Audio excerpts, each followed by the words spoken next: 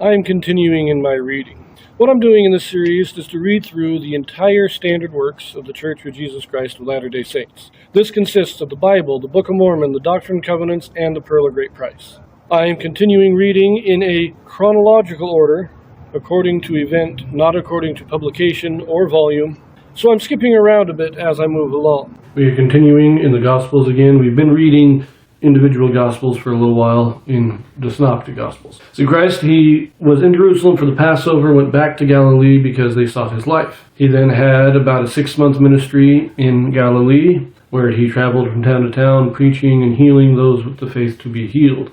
Written a lot about that. Then there came another feast, and he went back down to Jerusalem. Now this could have been the next Passover a year later, but as of right now, I tend to think that it was the Feast of Tabernacles, which was about 6 months after the Passover. He goes down there, he does some healing. He has a lot of controversies on the Sabbath. This is where we see a lot of the Jews getting mad at him for healing on the Sabbath, for, picking corn on the Sabbath, for various things.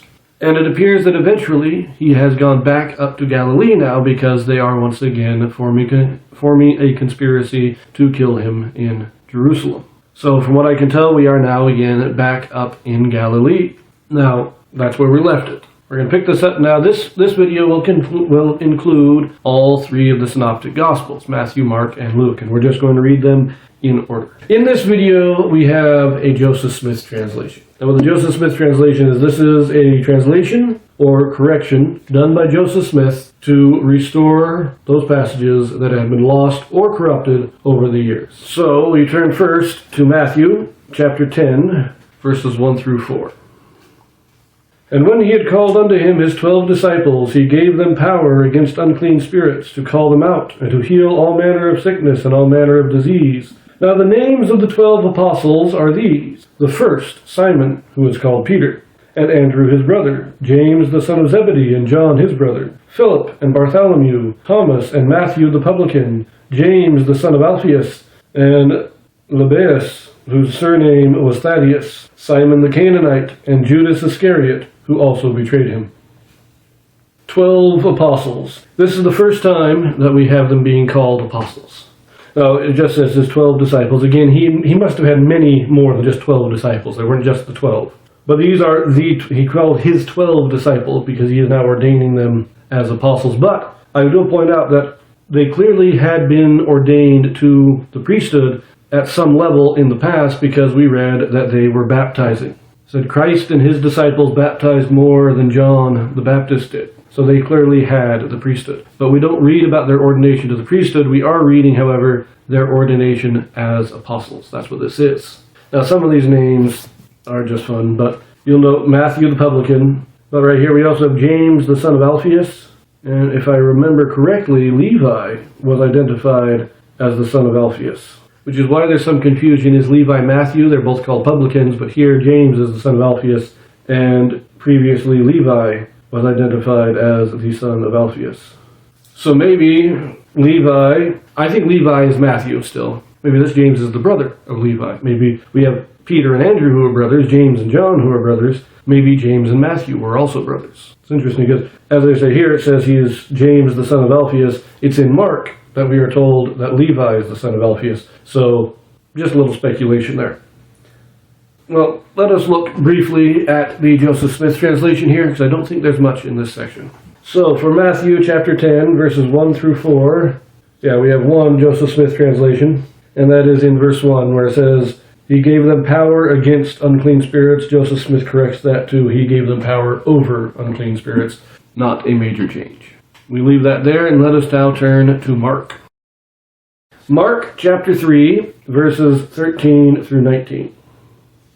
And he goeth up into a mountain, and calleth unto him whom he would, and they came unto him. And he ordained 12, that they should be with him, and that he might send them forth to preach, and to have power to heal sicknesses, and cast out devils. And Simon he surnamed Peter, and James the son of Zebedee, and John the brother of James, and he surnamed them Boanerges, which is the sons of thunder, and Andrew, and Philip, and Bartholomew, and Matthew, and Thomas, and James the son of Alphaeus, and Thaddeus, and Simon the Canaanite, and Judas Iscariot, which also betrayed him, and they went into an house.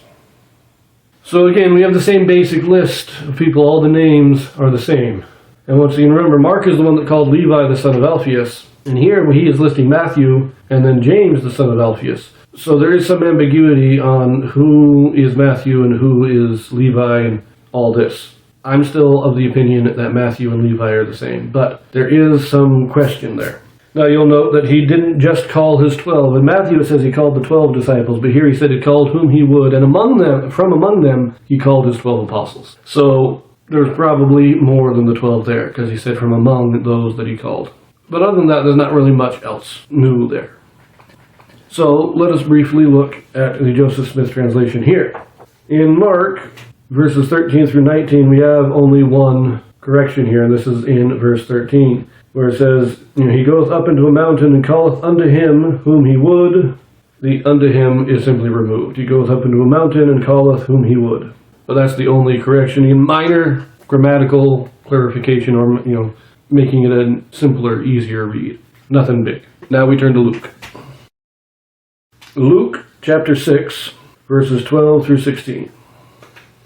And it came to pass in those days that he went out into a mountain to pray, and continued all night in prayer to God. And when it was day, he called unto him his disciples, and of them he chose 12, whom also he named apostles. Simon, whom he also named Peter, and Andrew his brother, James and John, Philip and Bartholomew, Matthew and Thomas, James the son of Alphaeus, and Simon called Zelotes, and Judas the brother of James, and Judas Iscariot, which also was the traitor.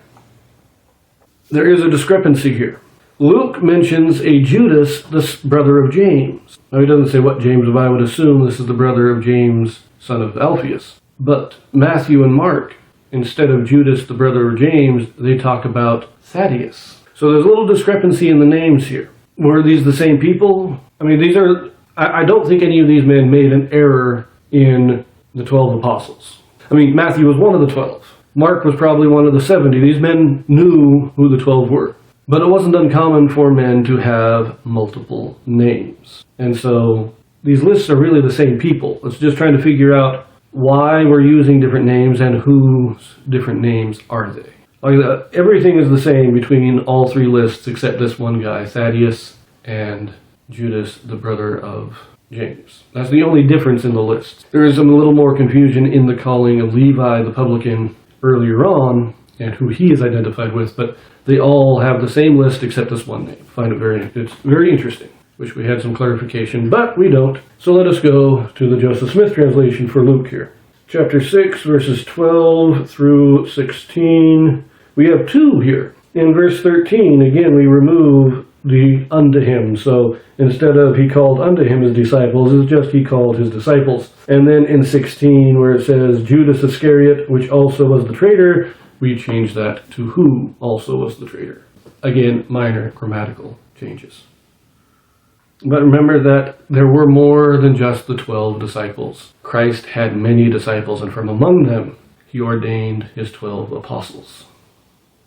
We're going to leave that here, and we're actually turning to the Sermon on the Mount next, so I will see you there.